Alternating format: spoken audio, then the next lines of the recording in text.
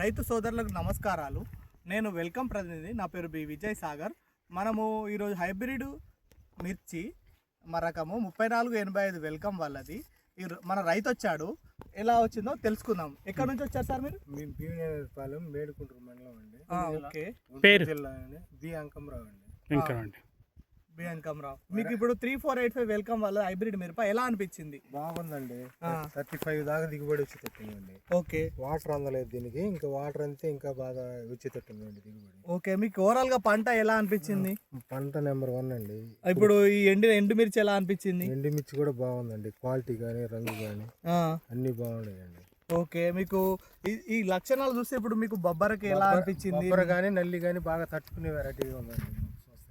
Okay, మీకు రైతుకు కావాల్సినది బొబ్బర తట్టుకుంటుంది, నల్లికి తట్టుకుంటుంది, అండ్ కలర్ మార్కెట్లో చూస్తే మంచి కలర్ కూడా ఉంది. కాయలు చూస్తే మంచి కలర్ కూడా ఉన్నది.